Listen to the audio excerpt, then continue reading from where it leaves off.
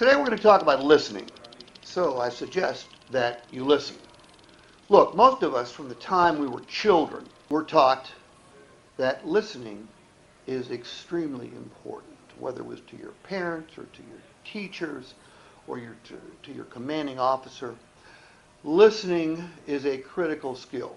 Now, when it comes to helping people buy cars, listening is an absolute must. Almost everybody knows that. This shouldn't be news to you or anyone else.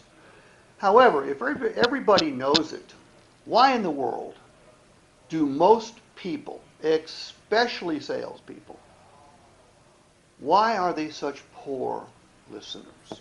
And what is listening? More importantly, or just as importantly, what is active listening? Well, let's talk about why most people don't listen. If you know you're supposed to listen and you don't, there's got to be a reason for it.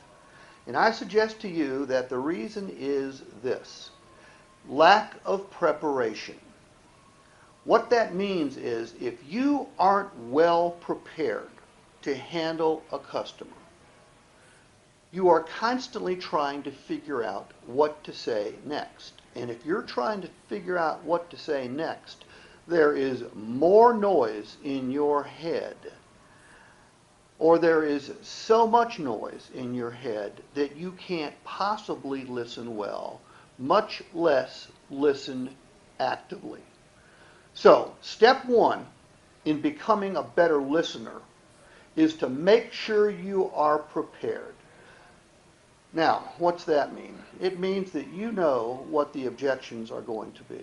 If you've been in the business for longer than a month, there are only so many objections a customer can give you when it comes to buying a car, new or used, buying a truck, new or used. So, learn and be prepared for any objection or complaint. And if you don't know the difference, you need to check out another one of the videos because we'll explain the difference between complaints and objections. In fact, in a number of videos on this site. So, if you're not prepared to handle a trade objection 3 or 4 or 5 ways, you're not prepared. If you're not prepared to justify a price 3, 4, 5, 6 ways, you're not prepared. If you can't handle a payment objection or a payment complaint 3, 4, 5, 6 different ways, you're not prepared. If you don't know how to work the customer for cash because it's good for them, good for the lender, good for you, you're not prepared. If you don't know how to enter into a cash and payment negotiation, you're not prepared. And if you're not prepared, you can't listen. Now, what is active listening? Active listening means that when you're in front of your customer, you are listening to learn. What are you listening to learn for? You're listening to learn about your customer. You're listening to learn about their buying motivations, about their fears, about their wants, about their needs, about their budget constraints. A great listener is an active listener, and a great listener treats the process as a learning event.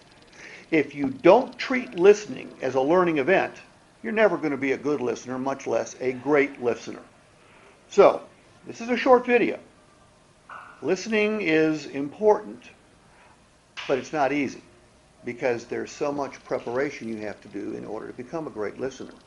So prepare, and then listen actively. And until you get prepared, you're going to have to forget about thinking about what you're going to say next and pay close attention to your customer. If you can't read their body language, you're not completely getting their total meaning. If you don't know what their buying motivations are, you can't do a great product presentation. You can't take them on the right type of demonstration ride. You might not even be able to help them pick out the right vehicle. And if you can't help them pick out the right vehicle, chances are you're not going to create a delivery. So, if you want to listen more effectively, if you want to actively listen, improve your skills. This is Steve Richards. Please listen.